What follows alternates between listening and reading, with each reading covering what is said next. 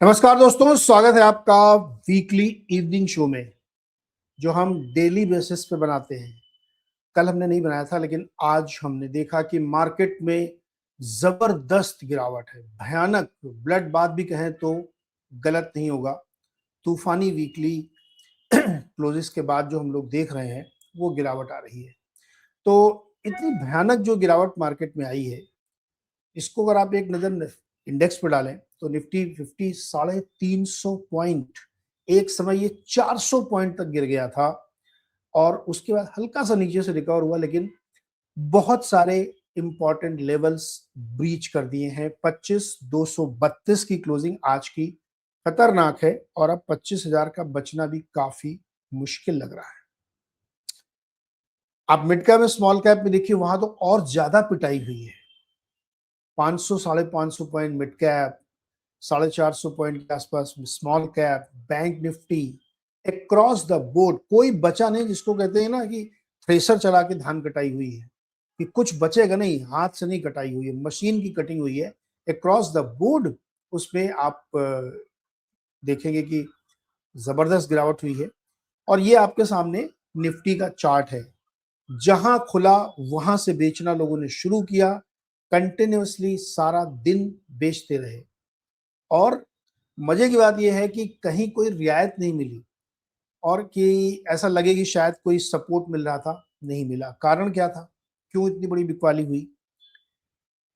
दो रीजंस इसके हमने सुबह वाले शो में भी डिस्कस की थी। एक तो जो दुनिया भर में इतना तनाव फैला रखा है डोनाल्ड ट्रंप ने, इधर झगड़ा, नेटो से झगड़ा, यूरोप से झगड़ा, एक वो रीजन तो है ही है।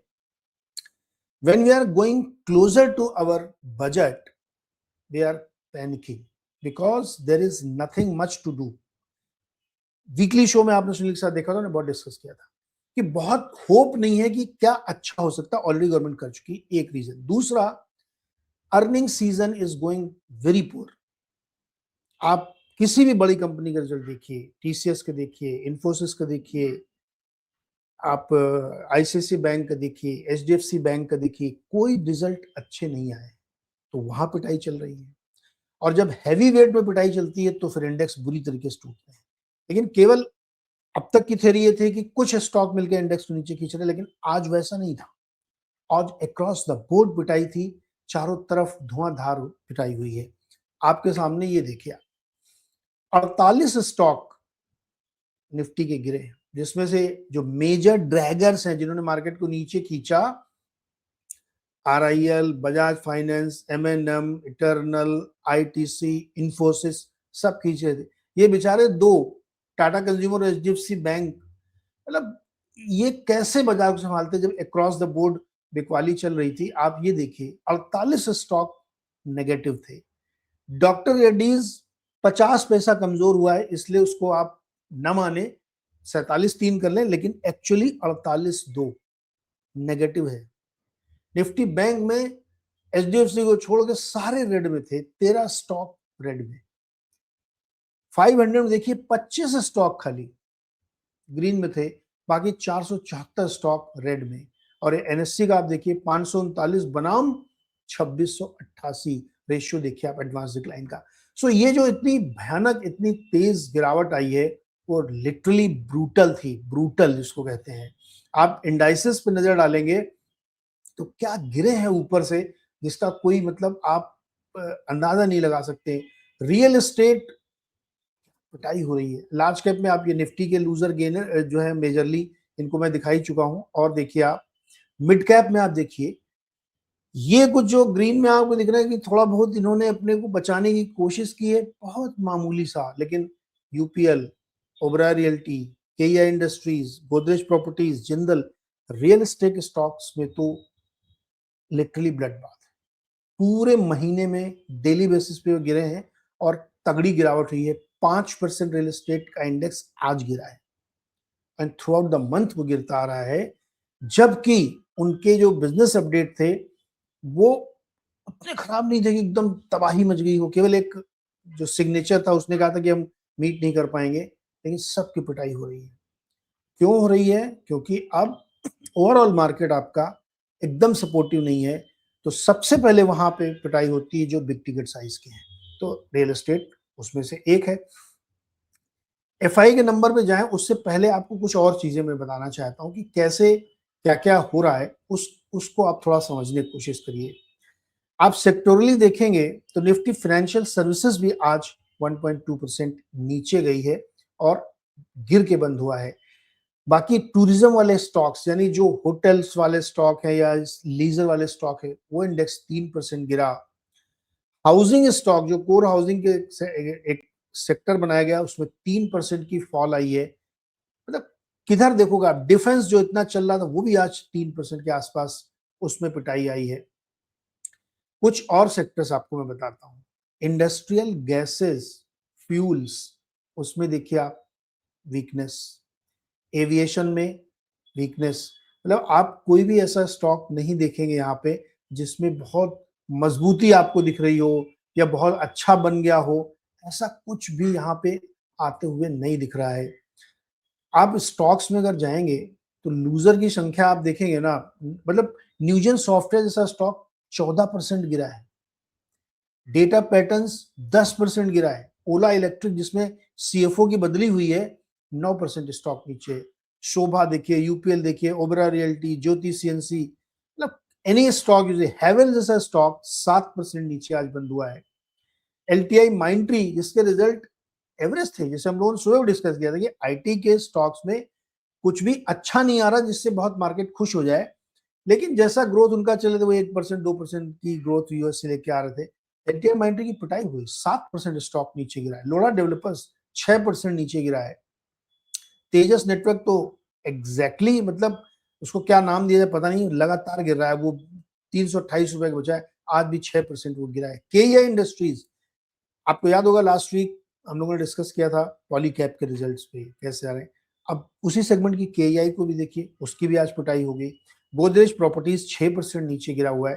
यानी every stock everywhere there was a fall, कोई रियायत कोई बहुवत नहीं थी।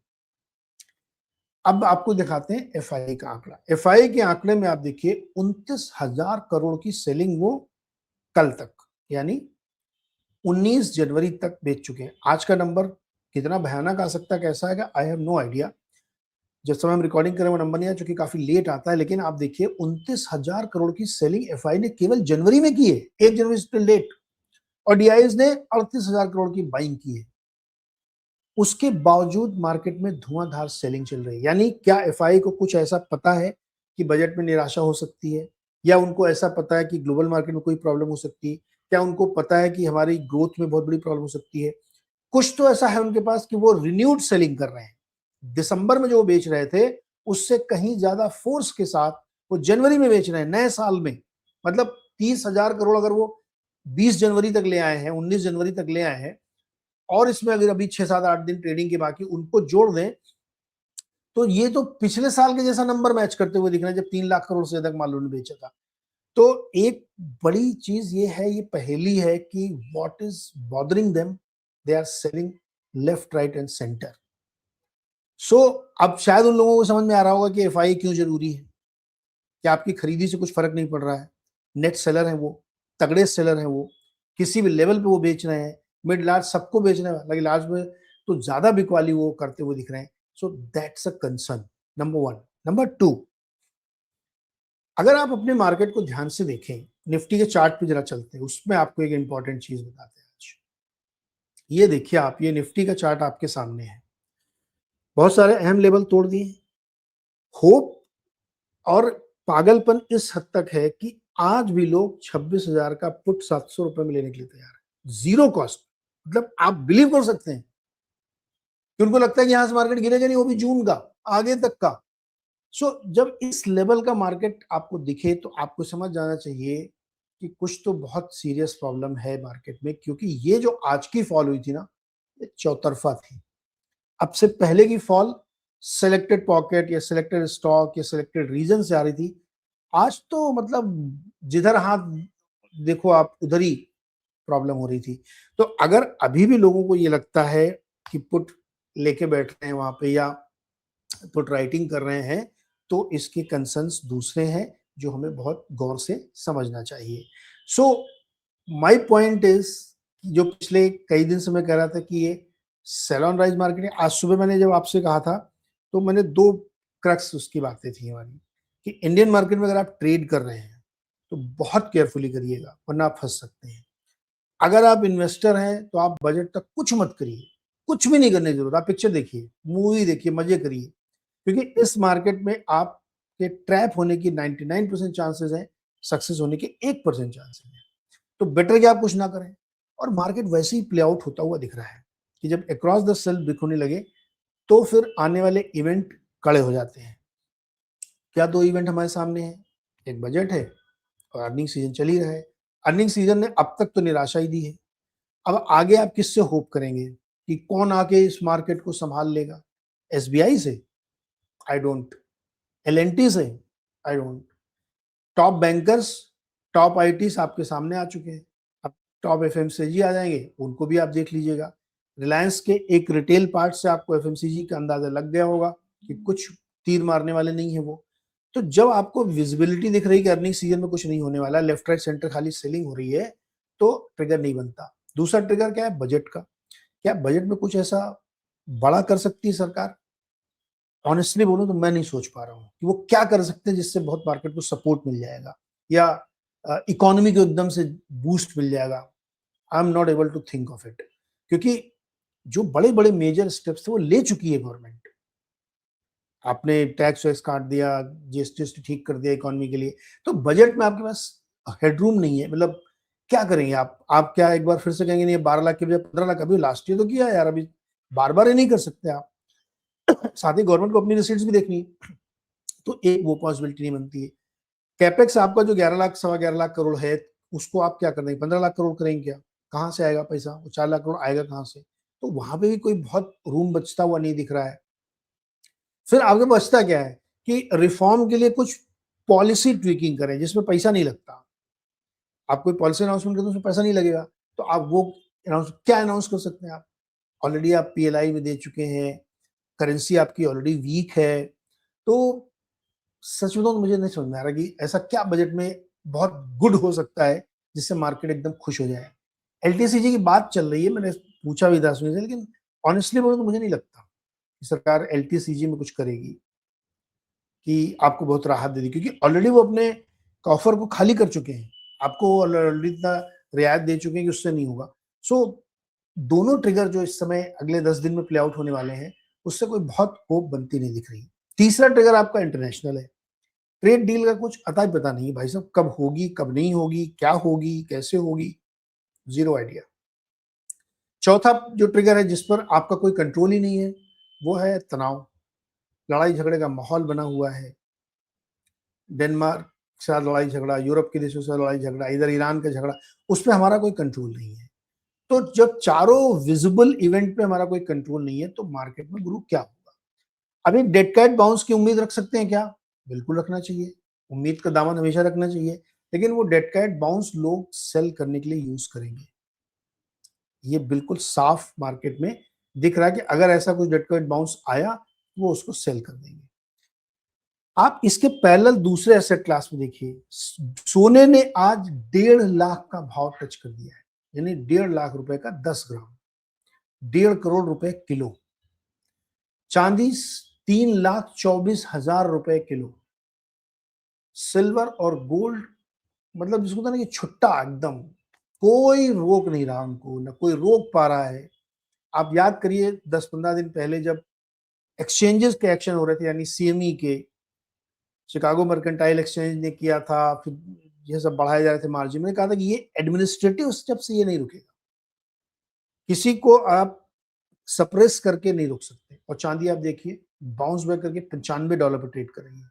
अभी 100 में बचा क्या है? एक एक दिन में अगर 3-4 डॉलर चल रहे हैं तो कल हो सकता है आपको $100 पे देखिए सेंचुरी मार देगी वो। और गोल्ड के 5,000 के टारगेट दिए थे गोल्डमैन सैक्स ने, 4700 पे ट्रेड कर रहा है भाई साहब।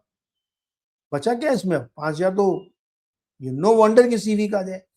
तो एक तरफ मेटल्स की तूफानी रैली चल रही है और मेटल में बहुत बड़ी तेजी बनी है, नॉट ओनली गोल्ड सिल्वर, आप बाकी भी देखो वहां पे भी चल रही है। दूसरा प्रॉब्लम एरिया अपना आप देखिए, आपकी 10 ईयर बॉन्ड यील्ड 6.66 पे है। रेट कट के बावजूद 1.25% रेट कट चुका, उसके बावजूद आपकी बॉन्ड यील्ड नीचे नहीं आ रही है। डॉलर अब 91 की जोन में ट्रेड कर रहा है। इस हफ्ते उसने 90 के ऊपर की जोन पकड़ लिया, आज तो दिन में 91 तक गया था वो, इस समय 90-91 पे ट्रेड कर रहा है। तो आपकी weak currency, weak growth, FII की सेलिंग, पुअर अर्निंग, तो भैया मार्केट कैसे चलेगा? कोई समझाओ मुझे। नहीं चल रहा मार्केट, इसीलिए कोई एक कॉर्नर, कोई एक चीज मार्केट को सपोर्ट करनी चाहिए। वो क्या हो सकता है? सब बहुत बेच लिया, आज नहीं बेचेंगे हम, तो ऊपर आ जाएगा इंडेक्स, थोड़ा इंटेंसिटी कम हो जाएगी। जैसे ही ऊपर आएगा फिर भाई लोग आ जाएंगे सेल करने के लिए। तो ये जो पैटर्न बना ना, इस पैटर्न को थोड़ा समझने की हमें लगता जरूरत है, क्योंकि जो मैक्रो फैक्टर्स हैं वो माइक्रो फैक्टर्स के साथ जेल नहीं कर रहे हैं। ये बात मैं शुरू से लगातार आपसे कह रहा हूं कि macro picture as it is है, उसमें कुछ परिवर्तन नहीं हो रहा है, वही आपके माइक्रो पिक्चर को इम्पैक्ट कर रहे हैं और उसका नतीजा हमारे आपके सामने है। सो ये जो सिनेरियो बनता हुआ दिख रहा है ना, that's really really very very concerning. तो अब कर क्या सकते हैं आप? क्या करेंगे? वेट करिए आप। टेक अवे सिर्फ मेरा ये है, या उस टेक अवे से पहले ये बता दूं कि आज का मार्केट क्या खराब है? बहुत खराब है। क्या यहां से और गिर सकता है इंडेक्स? बिल्कुल गिर सकता है। क्या सेल ऑन राइज है? बिल्कुल सेल ऑन राइज मार्केट है। ये आपको सुन के बड़ा अजीब लग रहा होगा, लेकिन सच यही है, मार्केट में यही दिख रहा है। दूसरा, दिग्गजों पे भरोसा था कि वो मार्केट को टिका के रखेंगे, एटलीस्ट इंडेक्स को नहीं गिरने देंगे उतना, लेकिन उनकी भी ग्रिप ढीली पड़ गई है। सो मार्केट की तस्वीर थोड़ी सी डिस्टॉर्टेड दिख रही है। दूसरा टेक अवे क्या है? अब टेक अवे तो ये बनता है कि आप, अगर आप इन्वेस्टमेंट करने के लिए सोच रहे थे या मार्केट में कोई बड़ी पोजीशन लेने की सोच रहे हो, तो प्लीज मत लीजिए, बजट तक कुछ मत करिए। लेट्स सी द बजट, उसके बाद डिसाइड करिए। अगर आप ट्रेडर हैं तो भाई, अगर आपको शॉर्ट करना आता है, कॉल बेचना आता है, तो आप बनाइए पैसे। अगर उसमें आप कच्चे हैं, टिप्स पे काम करते हैं, दूसरे से पूछ के करते हैं, तो मत करिएगा, फंस जाएंगे आप। क्योंकि कोई बड़ी बात नहीं कि कल निफ्टी 100 पॉइंट ऊपर हो जाए, आपकी पूरी थेसिस उल्टी हो जाएगी। तो बेटर है कि अगर आप वीक प्लेयर हैं, कम समझते हैं, तो दूर रहिए। इन्वेस्टर हैं तो बिल्कुल दूर रहिए, बजट से पहले कुछ मत करिए, बजट प्ले आउट हो जाने दीजिए। क्योंकि जो तस्वीर है वो इतनी हेजी है कि उसमें कोई चीज आप सर्टेनिटी के साथ कह नहीं सकते, और एफआईआई उसका एडवांटेज ले रहे हैं। सो दोस्तों, ये इवनिंग रिपोर्ट ये साफ साफ इशारा कर रही है कि मार्केट में एक तरीके से ब्लड बाथ था। वर्स्ट सेशन है इस साल का। इस साल का क्या मतलब, पीछे भी आप जोड़ लिए तो काफी बुरा सेशन है आज का ये। लेकिन आज का सेशन वाकई बहुत बड़ी चिंता पैदा करने वाला है, और मुझे लगता है कि इस सेशन को आपको बहुत गौर से, ध्यान से समझना चाहिए। कुछ बिग चीजें मैं आपको बता देता हूं कि अगर मान लीजिए एफआईआईज का रुझान कंटिन्यू रहता है, और अभी कुछ दिन ट्रेडिंग की और बाकी, जैसे 3 दिन अभी बाकी हैं, अगले हफ्ते 4 दिन, 7 दिन है, तो मार्केट की तस्वीर काफी बिगड़ सकती है। नंबर 1। नंबर 2, बीच बीच में डेड कैट बाउंस आ सकते हैं, या किसी दिन मार्केट फ्लैट रह सकता है, किसी दिन निफ्टी 100-200 पॉइंट ऊपर हो सकता है। वो एक छलावा होगा, वो एक भ्रम होगा, इसलिए उसको भी ध्यान में आप रखिएगा। नंबर 3, कि हमें ऐसा लगता है कि शायद एफआई को कुछ ऐसा पता है जो हमें नहीं पता है। हम गेस कर सकते हैं, और मेरा गेस ये है कि वो कुछ चीज बजट से रिलेटेड हो सकती है, जिसकी वजह से वो और तेज सेलिंग कर रहे हैं। तो वेट करना चाहिए, इसके सिवा आपके पास कोई चॉइस या ऑप्शन है नहीं। Be very careful. और जो लोग द एंड शो से या टीएनएस से जुड़े हुए हैं, वो अहेड ऑफ द कर्व है, ये मैं कह सकता हूं। मैंने अभी थोड़ी देर पहले ट्वीट किया है, सर्वेन ने पिछले 2 हफ्ते से लगातार आपको चार्ट देख के समझाया था मार्केट ठीक नहीं लग रहा है, और वो दोनों शो जाके आप दोबारा देख लीजिएगा, किस तरह से वो चार्ट पे रीडिंग बता रहे थे, और एग्जैक्टली वैसे ही प्ले आउट होता हुआ दिख रहा है। तो अगर आप हमारे साथ जुड़े हुए हैं, तो होपफुली कि आप अपना नुकसान नहीं कर रहे होंगे, फायदा भले नहीं हो रहा, तो कम से कम नुकसान आपका नहीं हो रहा है। यही हमारा पर्पज है कि आपका लॉस नहीं होना चाहिए। फायदा तो आगे पीछे कभी आप कर ही लोगे, लॉस ना हो तो बढ़िया है। Money saved is money earn, ये एक बहुत ही क्लीशे है, लेकिन बहुत इंपॉर्टेंट है। तो होपफुली कि आज की इस चर्चा में कुछ कुछ चीज़ें आपके काम की हो सकती हैं। अगर आपको लगता है कि ठीक-ठाक बातचीत रहती है, तो आप कमेंट करके हमें बताइएगा। चैनल को ज़रूर लाइक कर लीजिएगा, शेयर कर लीजिएगा। सब्सक्राइब तो कर ही लीजिए जो लोग नए जुड़े हुए हैं, और अपने दोस्तों को भी बताइए, क्योंकि आपका फ़ायदा होना चाहिए, नुकसान नहीं होना चाहिए या मिनिमल होना चाहिए। थैंक यू सो मच दोस्तों जुड़ने के लिए। कल सुबह 6:55 पर फिर मिलेंगे मॉर्निंग रिपोर्ट के साथ, और आज यूएस मार्केट खुलेगा, तो लेट्स सी कि वहाँ क्या तस्वीर बनती है। यूएस फ्यूचर्स बहुत खराब हैं। सुधरते हैं कि नहीं सुधरते हैं, हम देखेंगे, लेकिन फ्यूचर्स का इंडिकेशन तो काफ़ी खराब है, क्योंकि वहाँ पे यूरोप के साथ उनका तनाव बढ़ता जा रहा है। Thank you so much.